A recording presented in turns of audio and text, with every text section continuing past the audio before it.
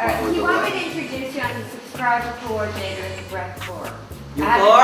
have a title. You are. Well, what, you have a little weight? Maybe you can wake up. I have some weight. There's a- Welcome everyone to the Brecht Forum. My name is Tibby Brooks. I invite you to all become subscribers. You can come to all these events for free. Our guest tonight is Michael Parenti, the man who needs no introduction, who's been famous for at least 40 years. Oh, On God. every coast and since I was a little girl. God. It's true. And he writes on everything and he tells wonderful stories. And he has a son who's also very smart. And tonight he's going to speak not a rant against religion, but a learned dissertation about the follies of religion. Right. This actually is going to be a rant against religion.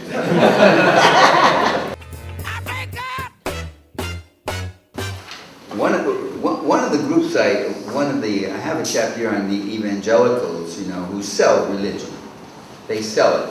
You get on TV. Robert Tilson is one of them. I give the description of him where he says, "You're tired," and he appeals to people who are desperate, who are in great need. He said, "You've got that rundown home. You got the car that broke down.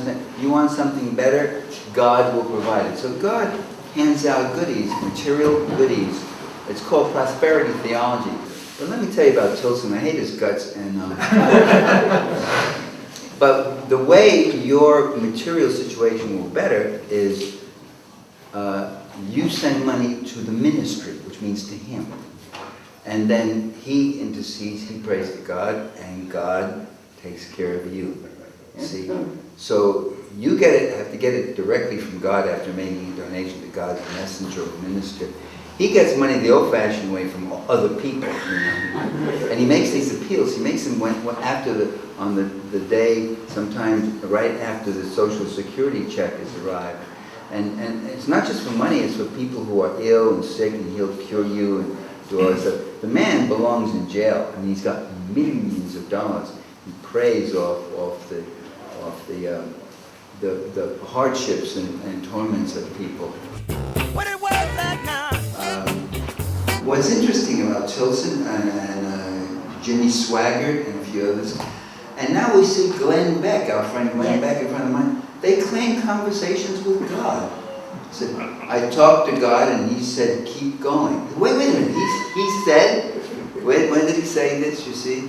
So and Bob Tilson, Robert Tilson, he said, God spoke to me. He said, "Bob," first name. He said, "Bob, I do a little here, I do a little there." I thought, what an inauspicious message coming from such a source, I do what I can. And well, wait a minute, you're God. What do you mean? So it's not God we are against. It's some of his fans, it's his promoters, his leeches, and all that sort of thing. But after a while, you see, the kind of God that's fabricated and embellished and acted out also becomes an independent variable, a force that has to be reckoned with, where you have to say, I don't want this. And when you write a book about religion, you find you're writing about intolerance, hypocrisy, greed, money. Let me say that one again. Money, predatory sex, political power, association with state power and such. Throughout history, all religions have been in association with state powers. In ancient Rome, the Pontiff Maximus, which was the head religious office, which Julius Caesar occupied for a while too, it was a state office. It was part of the state, and it was understood that the religion would be an innate part of the polity of the political system. This idea of religion staying out of the church is a relatively recent one, and I talk about it. It's under siege today by Protestant fundamentalists. In the book, I talk about how theocracy is the goal of many Protestant fundamentalists and even Catholics. Let's see, I can read you a couple of striking comments made. Here's what Randall Terry writes. He said he's talking to an audience of the faithful. Protestant fundamentalists.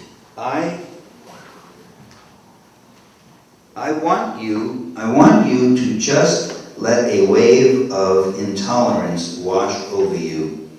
Our goal is a Christian nation. We are called by God to conquer this country. We don't want equal time. We don't want pluralism. Pluralism means different groups, each practicing their own way as they see fit, as long as they're not harming anyone else. There's another individual, Gary North, who's one of the leading theocrats among the Reconstructionists, they're called, which are the people who want to fundamentally revamp all of our society because all of it is corrupt and all that. And he says he looks forward to the day when only Christians will have the right to vote, and those who refuse to submit publicly to religious rule will be denied citizenship. James Kennedy, friend of many members of Congress, very influential fundamentalist minister, quote, "Our job is to reclaim America for Christ, whatever the cost. As the vice-regents of God, we are to exercise godly dominion and influence over our neighborhoods, our schools, our government, our literature and arts, our sports arenas, our entertainment media, our news media, our scientific endeavors, in short, over every aspect and institution of human society." Now that's totalitarianism. That's the definition of totalitarianism, of one group controlling and trying to mold every aspect of life in accordance with a certain central rule like that. I can't stop saying. So, what I'm trying to do is write against the forces of theocracy, not the forces. If you want to have religious experience and all that, that's fine. I mean, it's fine with me. It's when the religions begin to proselytize and try to and coercively. And actually, you're free to proselytize, so you're free to preach and say, "My religion is great. Please come join us," and this and that sort of thing. But when you use the state as an instrument of coercion.